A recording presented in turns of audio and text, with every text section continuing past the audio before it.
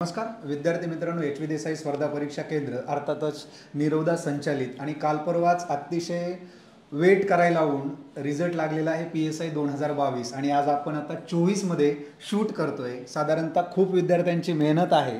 तर मी आज डायरेक्ट सरांकडे जातो। सर, सकाळपासून बरेच विद्यार्थी तुम्हाला भेटतात, तर तुम्ही काय संदेश द्याल या विद्यार्थ्यांना? तुमच्याकडे येतात अरविंद सर। जेवढे पण विद्यार्थी सिलेक्ट झालेत त्यांना सगळ्यांना मी फक्त एकच गोष्ट विचारतोय की काय होतं ज्याच्यामुळे ह्यावेळेस तुम्ही वेगळं कळलं आणि तुमचं सिलेक्शन झालं आहे। तर सगळ्या विद्यार्थ्यांचं एकच म्हणणं आहे की यावर्षी माझी जी मेहनत होती ती जास्त होती। मागच्या वर्षी मी स्वतःला ॲनलाईज केलं, कुठं ना कुठं मेहनत कमी होती, कुठं ना कुठं वेळ रील्सवर, यूट्यूबच्या शॉर्ट्सवर वेळ वगैरे गेलेला आहे। बाकी आपल्याला सांगण्यासाठी हे एकदम वेगळंच पर्स्पेक्टिव्ह तुम्हाला देतील, ते तुम्ही नीट नक्कीच ऐका। पण सगळ्यांचं एक सार म्हणून जर मी सांगितलं तर सगळे एकच म्हणतात की मेहनत म्हणजे मेहनत, याच्याशिवाय तुम्हाला काय पर्यायच नाही आहे। आपण नीरव सरांना थोडंसं विचारूयात की नीरव सर, तुमचं ॲटमॉस्फिअरबद्दल किंवा पूर्ण सर्व ठिकाणीच आम्ही बघतोय विद्यार्थी वगैरे बऱ्याच विद्यार्थ्यांनी सुद्धा सांगितलेलं आहे की बऱ्याच ठिकाणी नीरवदा किंवा HV देसाई यांची ब्रँडिंगचे व्हिडिओज व्हायरल होत आहेत, बरोबर आहे? तर महाराष्ट्राच्या कानाकोपऱ्यात सर्व विद्यार्थ्यांना एक ग्लॅमर सुद्धा मिळतो आणि इन्स्पायरेशन सुद्धा मिळते की या क्षेत्रात यावं। तर त्यांना संदेश काय द्याल आणि रिझल्टबद्दल काय बोलाल तुम्ही? नाही, अरविंद सरांनी एकदम परफेक्ट सांगितलं। फक्त ग्लॅमरसाठी इथे येणार असेल तर येऊ नका, भरपूर मेहनत आहे। आणि जसं तुम्हाला आता जे आपले सक्सेसफुल स्टुडंट्स आहेत ते पण मार्गदर्शन करतील, त्यांचा अनुभव ते शेअर करतील, त्यामधनं तुम्हाला कळेल की फक्त व्हिडिओ बघून, रील बघून तुम्ही पास होणार नाही आहात। तुम्हाला खूप मेहनत करायला लागेल एक गोष्ट, आणि त्यानंतर आज सर्व्हिसमध्ये जाऊन पण खूप कष्ट आहेत आणि अवघड आहे सर्व्हिस। तर त्या सगळ्यांचं लक्ष ठेवून तुम्ही या सर्व्हिसकडे जर येणार असाल तर हे सगळं लक्षपूर्वक तुम्ही लक्ष ठेवा। दुसरी गोष्ट की HV देसाई स्पर्धा परीक्षा केंद्र हे जे आहेत, आता आपण ऑलमोस्ट 15 वर्ष झालेले आहेत आपल्या, आणि आपला रिझल्ट म्हणजे सगळंच आपण IAS पासून ते आपण PSI, STI, ASO, राज्यसेवा सगळे आपण क्लार्क असेल सगळे एक्झाममध्ये आपले खूप जबरदस्त रिझल्ट आहेत। 200पेक्षा जास्ती अधिकारी आज महाराष्ट्र नाही तर पण देशाभरात काम करत आहेत। आपल्याकडे IFS ऑफिसर पण आहे, तर ती आता इस्रायलमध्ये काम करते। तर असे सगळं आपला जो रिझल्ट आहे तो कशामुळे आहे? कारण की विद्यार्थी इथं तसे आहेत। आणि आज जसं आपले सक्सेसफुल स्टुडंट पण आपल्याला सांगतील की ज्या प्रकारे त्यांनी एक स्टडीचा एन्व्हायरमेंट बनवलेला आहे, ज्या प्रकारे एक पिअर प्रेशर आहे, ज्या प्रकारे एक दुसऱ्याला बघून आपण जास्तीत जास्ती जोशने अभ्यास करतोय, आणि दुसरी गोष्ट की सगळे इथं मदतीच्या भावाने येतात। आज माझा रिझल्ट आला तर मी माझ्या पुढच्या ज्याचा रिझल्ट आला नाही त्याला कसं मदत करू, त्याला कसे नोट शेअर करू, कशी स्ट्रॅटेजी सांगू, त्याला कसं मोटिवेट करू। आपण फायनान्शियली हेल्प केलेलं आहे बऱ्याच विद्यार्थ्यांना। तर ह्या सगळ्या इकोसिस्टममुळे हा रिझल्ट येतोय, आणि ही इकोसिस्टम आपली जपली पाहिजे। त्यामध्ये आपली जी PGKMची बॉडी आहे, आपले जे फॅकल्टी आहेत, अरविंद सर सारखे, सुनील सर आहेत, आणि एकंदरीत जे विद्यार्थी आहेत त्यांचा खूप मोठा वाटा आहे। आणि हा आपण कंटिन्यू ठेवूयात, म्हणजे आपण आपल्या देशासाठी चांगले अधिकारी घडू, अशी आपल्याला जे आपलं विजन आहे ते नक्कीच आपण अचीव करूयात। सर, एक आणखी एक तुमचा मेसेज असा आहे की विद्यार्थ्यांना तुम्ही सांगता की शिक्षकांपेक्षा विद्यार्थ्यांनी सुद्धा विद्यार्थ्यांना घडवण्यामध्ये मोलाची भूमिका घेतली पाहिजे। तर त्याबद्दल बऱ्याच विद्यार्थ्यांना खूप ते स्टेटमेंट आवडतं, तर त्याबद्दल तुम्ही काय सांगाल? एक मिनिटामध्ये कन्क्लूड काय कराल? कसं असतं की शिक्षक जो असतो तो तुम्हाला कुठलाही सब्जेक्ट शिकवू शकतो, पण ही जी स्पर्धा परीक्षा आहे ती स्पर्धा परीक्षा वेगळी का आहे? कारण की ह्याच्यामध्ये तुम्हाला वर्षानुवर्षाची मेहनत आहे, म्हणून तुम्ही सगळ्यात जास्ती कोणाबरोबर असणार आहात? स्वतःबरोबर, आणि त्यानंतर तुमच्या अवतीभोवती जे अभ्यास करणार आहेत त्यांच्याबरोबर असणार आहात। तर त्यांनी जर तुम्हाला चांगल्या प्रकारे घडवलं, त्यांनी चांगल्या प्रकारे अभ्यास केला तर तुमची मोटिवेशन कंटिन्यूज राहते। आत्ता हिने मला सांगितलं की ह्याचा एक मित्र होता, तो सकाळी रोज 7 वाजता यायचा, म्हणून त्याला काय वाटलं की मला त्याच्या आधी किंवा त्याच्याबरोबर यायचं आहे, बरोबर आहे का नाही? म्हणून विद्यार्थी हा विद्यार्थीला घडवत असतो, ही आपल्याला नेहमी जाणीव असली पाहिजे। म्हणून स्पर्धा परीक्षा करणाऱ्या सगळ्या विद्यार्थ्यांना मी सांगू इच्छितो की तुम्हाला जर ही परीक्षा पास व्हायची असेल, तुमच्या 2 टप्पे पुढे जो आहे त्यावर तुम्ही अभ्यास करणं आणि त्याला बेंचमार्क म्हणून तुम्ही ठेवणं हे खूप जास्ती गरजेचं आहे। अतिशय एकदम थँक्यू सर, खूप सखोल आणि व्यवस्थित सांगितलं। आता आमच्यासोबत एक आमचे जुने मित्र, अधिकारी आणि या सर्वांचे सेलिब्रेशनचे स्टार असल्यासारखे आहेत, त्यांना थोडंसं आपण विचारत की तुम्हाला सर्व्हिसमध्ये 2-3 वर्ष झाले आणि 2-3 वर्षामध्ये तुमचा HV देसाई स्पर्धा परीक्षा केंद्र इथनंच प्रवास सुरू झाला, तर तुम्ही एक सेंटरबद्दल तुमची काय आयडिया आहे? माझं नाव शेख झकीउद्दीन आहे। तर माझं सिलेक्शन 2021 STI बॅचमध्ये झालं होतं। तर जवळपास त्याला आता वर्षभर झालं, वर्ष पण ओलांडलं त्याला। पण माझं इथं येणं जाणं, जरी मी इथं अभ्यासाला येत नसतो तरी रिझल्टमुळं तर मी इथं यायचोच। पण अभ्यासाबद्दल बोलायचं झालं तर बाकीच्या लायब्ररीपेक्षा इथं वेगळं काय आहे, वेगळं आहे की आपण कसं कंपार्टमेंटची लायब्ररी बघतो, एसीची लायब्ररी पाहिजे मला, कंपार्टमेंटची पाहिजे, आपण कम्फर्ट शोधत असतो, पण मला सुखसुविधा पाहिजे असतात. पण ती सुखसुविधा ह्या आपण सेकंडरी गोष्ट असायला पाहिजे आणि प्रायमरी आपला अभ्यास असायला पाहिजे. मग हे इथं HV देसाई कॉम्पिटिटिव्ह सेंटरमध्ये तुम्हाला आल्यावर कळेल ते का आहे. कारण इथं कंपार्टमेंट्स वगैरे नाहीत आणि तुम्ही जेव्हा मोबाईल वगैरे हाताळत असता तेव्हा तुम्हाला एक नाही एक हेजिटेशन येतं की मी मोबाईल वापरायला नाही पाहिजे, कारण आजूबाजूला माझ्या अभ्यास करणारे मुलं आहेत, त्यांचं लक्ष विचलित होईल किंवा आपल्याला एक लाज वाटते की बाबा आपण काय बघतोय किंवा दुसऱ्याला आहे की नाही, म्हणजे जज करेल आपल्याला कोणी की आपण काय बघतोय म्हणून. मग ह्या गोष्टी आपण हेजिटेट करतो वापरायला. ते सर्वात मोठं मला फायदा, कारण मी खूप काय म्हणतात चंचल असल्यासारखं आहे माझं. तर मी दुसरीकडे असताना मी एवढा अभ्यास करायचो नाही, पण मी देसाईला जेव्हा आलो होतो नेमकं मी माझ्या परीक्षेच्या 1 महिना आधी आलो होतो. हा वल्लभ जाधव आता PSI झालेला आहे, त्याचं लई मोठं माझ्यावर हे आहे, म्हणजे काय म्हणता येईल त्याला एहसान म्हणता येईल की त्यानं तो इथं यायचा, त्यानं मला इन्सिस्ट केलं की बाबा इथं ये, इथं अभ्यास होतो, इथं पोरं चांगले आहेत, मुलं चांगले आहेत, सर्वात चांगली गोष्ट. कारण मुलं सगळीकडे जाऊन सगळ्यांना म्हणजे कंपार्टमेंटवाली लायब्ररी किंवा सगळ्या लायब्ररी फिरून करून त्यांना कळतं की बाबा अभ्यास महत्त्वाचा आहे आणि आपण इथं यायला पाहिजे, कारण मुलांचा रिझल्ट इथून आहे. तर ते मला माझ्या मित्रांनी सांगितलं, मी आलो, माझा इथं अभ्यास 1 महिन्यात एवढा जर अभ्यास झाला होता माझा, तर नशीब माझं झालं तेव्हा. हा, तुम्ही आता जिथं ऑफिस आहे आय थिंक तिथंच तुमची रूम म्हणजे स्टडी रूम होती, बरोबर आहे तिथं? हां, इथं स्टडी रूम होती. आता सरांनी ऑफिस बांधलं, सरांना आम्ही आताच बोललो की ऑफिस का बांधलं, कारण इथं हॉल खूप चांगला होता अभ्यासासाठी. पण आता आहेत बाकीचे हॉल वगैरे पण आहेत, सिमिलरच आहेत, असं काही वेगळा फरक नाही आहे अभ्यासाला. म्हणजे तुम्हाला एकदमच पूरक असं वातावरण इथं आहे, खास करून डिस्कशन वगैरे एवढं मोठं, तुम्हाला ॲम्बियन्स एवढं मोठं आहे लायब्ररीचं, त्यामुळे डिस्कशन असेल काय असेल सगळे तुम्हाला एक सुविधा असल्यामुळं माझा अभ्यास तरी झाला त्यामुळं. Okay, thank you. तुम्ही खूप चांगलं मार्गदर्शन सुद्धा केलं आणि तुमचा एक अनुभव सुद्धा शेअर केला. आज आपण डायरेक्ट त्यांच्याकडे जाऊयात, वल्लभ सरांकडे, ज्यांनी आत्ता कितवी रँक आलेली आहे सर तुमची? 35वी रँक आलेली आहे. काही जेन्युअन प्रश्न आहेत सर, नेमकं नवीन विद्यार्थ्यांना सुरुवात करताना पडतात की जसं सुरुवात तुम्ही किती वर्षापूर्वी केली होती? माझा प्लॅन जसा अगोदरपासून होता. मी जेव्हा पुण्यामध्ये आलो 9वीला, तेव्हापासून माझ्या डोक्यात होतं की स्पर्धा परीक्षा करायची. त्यात मी अवांतर पुस्तक वाचायला सुरुवात केली आणि जसं ग्रॅज्युएशनपासून मी फोकस केला थोडाफार. मग ग्रॅज्युएशनमध्ये कळत नव्हतं की अभ्यास कसा करायचा. मी ग्रॅज्युएशनला असताना राजसेवेचा सिलेबस बघितला नव्हता कधी, त्यावेळेस रशियन राज्यक्रांतीचे पुस्तक वाचले, फ्रेंच राज्यक्रांतीचे पुस्तक वाचले. नंतर कळालं की याचा काही फायदाच नाही आपल्याला MPSCमध्ये, पण एक आवड होती. पण त्याचा फायदा असा झाला की मला ब्रॉड पर्स्पेक्टिव्ह कळाला. सिलेबस ओरिएंटेड न जाता मी पूर्ण आवाका घेतला आणि मला त्याचा फायदा झाला ओव्हरऑल. त्यानंतर मी सेकंड इयर, थर्ड इयरपासून मी प्रॉपर अभ्यासाला सुरुवात केली. तरी पण कळत नव्हतं की कसं असतं. आपण मला असं वाटतं की आम्ही कॉलेजमध्ये अभ्यास करायचो, कॉलेजचं वातावरण आणि स्पर्धा परीक्षेचं वातावरण फार वेगळं असतं. तुम्ही त्या वातावरणात आल्याशिवाय तुम्हाला तो अभ्यास होत नाही. आणि जेव्हा मी थर्ड इयरनंतर जेव्हा ग्रॅज्युएशन कंप्लीट झालं त्यानंतर मी लायब्ररी जॉईन केल्या आणि तेव्हापासून मला कळायला लागलं की अभ्यास कसा असतो. मग त्यावेळेस एक अटेम्प्ट दिला, पहिला अटेम्प्ट राजसेवेचा, तो नापास झालो. त्यानंतर पहिला कंबाईनचा अटेम्प्ट दिला अंडर ग्रॅज्युएट असताना, तो पण नापास झालो. आणि त्यानंतर 2020चा राजसेवा अटेम्प्ट दिला, तो नापास झालो. त्यामुळे म्हटलं तर कंबाईन एक द्यावा, तर मी 2020ची कंबाईन पास झालो. तेव्हापासून मग पास होण्याचा सिलसिला चालू आहे, तो आत्तापर्यंत चालूच आहे कंबाईनचा. आणि त्यानंतर पहिली ही मेन्स पास झालोय PSI 2022ची. ओके, दुसरा महत्त्वाचा प्रश्न आहे सर की जनरली विद्यार्थ्यांना स्पर्धा परीक्षामध्ये वातावरण असेल, मित्रांची एक संगत असेल किंवा एक अकॅडमिक सपोर्ट असेल किंवा लायब्ररीमधलं एक वातावरण असेल, सुव्यवस्था असेल आणि एक हेल्दी कॉम्पिटिशन असेल विद्यार्थ्यामध्ये. तर तुम्ही ज्या क्षेत्रामधनं किंवा जिथनं खेड्यातून आलात तेव्हा विद्यार्थी अर्थातच पुण्यामध्ये येतो सर, अतिशय हालाकीची परिस्थिती असते, पैसे खर्च करावे लागतात पुण्यामध्ये येण्यासाठी. तर त्या परिस्थितीला सूट होण्यासारखं विद्यार्थ्यांना वातावरण मिळणंही खूप गरजेचं असतं सर, जे की ते तुम्ही सॅटिस्फाईड आहात का?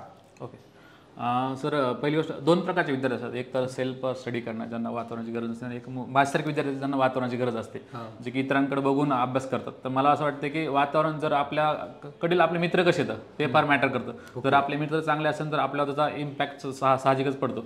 विवेकानंद असं म्हणतात की जर तुम्ही 2 चांगले मित्र असतात तर तुम्ही एकमेकांना बोलायची गरज नाही, तुमच्या मनातलं त्या मित्राला कळतं ॲटोमॅटिक. आणि हे सायंटिफिकली प्रूव्ह पण झालं आहे. त्यामुळे मला वाटतं जसं वातावरण चांगलं असतं, काही वाईब्स असतात, पॉझिटिव्ह वाईब्स असतात.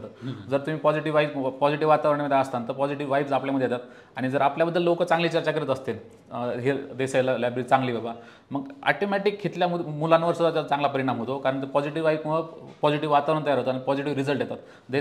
देसाई लायब्ररीमध्ये येऊन पास झालं याचा अर्थ कारण असं की वातावरण इथलं चांगलं, जे मुलं डिस्कशन करायचे, मी डिस्कशन बघायचं मुलांना चांगले डिस्कशन करतात, मग आपण पण बसलं पाहिजे, ह्यांच्याकडून काहीतरी शिकलं पाहिजे. मग असं देसाईचं एक वैशिष्ट्य असं आहे की तुम्ही चालता चालता एखाद्या तहसीलदारला हे मारून जाता, धक्का लागून जातो, कळतच नाही आपला तहसीलदार आहे. कारण जे तहसीलदार झालेले किंवा क्लासहून झालेले अधिकारी असतात ते त्यांच्या मित्रांना भेटा येत असतात साहजिकच, आपल्याला माहित पण नसतं. जेव्हा आपण चर्चा करू, जेव्हा सगळे मुलं त्या मुलासमोर गोळा होते त्यावेळेस कळतं अरे हा तहसीलदार आहे. मग आपल्याला ते पॉझिटिव्ह आहे, अरे तहसीलदार आपल्याला भेटा येतो आणि ते ज्या ग्राउंड लेवलनी बोलतात आपल्याला, त्यामुळे आपल्याला पण चांगलं वाटतं आणि त्यांच्याकडे बघून आपण काहीतरी शिकायचा प्रयत्न करतो. आणि मला वाटतं देशाच्या लायब्ररीचं किंवा कुठल्याही लायब्ररीचं असं असलं पाहिजे की डिस्कशन सगळ्यात मोठं गोष्ट आहे. डिस्कशनसाठी वातावरण चांगलं असलं पाहिजे आणि कम्फर्ट झोन नसला पाहिजे. अभ्यास ज्यावेळेस तुम्ही कम्फर्ट झोनमध्ये असता त्यावेळेस तुमचे पास होण्याचे चान्सेस फार कमी असतात. ज्यावेळेस तुम्ही कम्फर्ट झोनच्या बाहेर येता त्यावेळेस मला वाटतं तुमचे पास होण्याचे चान्सेस जास्त असतात. कारण तुम्ही धडपड करता, तुम्हाला कुठेतरी निगेटिव्ह वाटत असतं, मग त्यावेळेस तुम्ही काय त्या निगेटिव्हला क्रॉस करण्यासाठी नवीन काहीतरी कष्ट करता.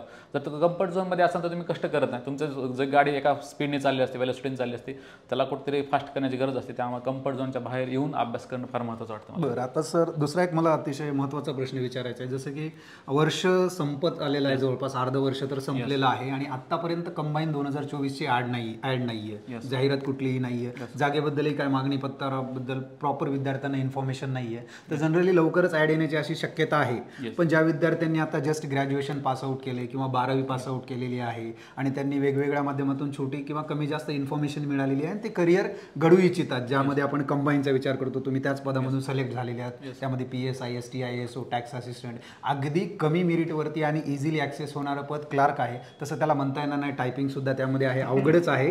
पण तरीही या सर्व पदांसाठी मुलांना स्टार्ट करायचं तर सजेशन्स काय कराल तुम्ही? क्लासेस असेल, लायब्ररी असेल, वातावरण असेल किंवा खेडं तुम्हाला सोडावं लागतं, पुणे सिटीमध्येच यावं लागतं का, किंवा पुणे सिटी नाही तर तुम्ही ऑनलाईन क्लास करू शकता का? एक ब्रीफमध्ये 1 बाय 1 सांगू शकाल?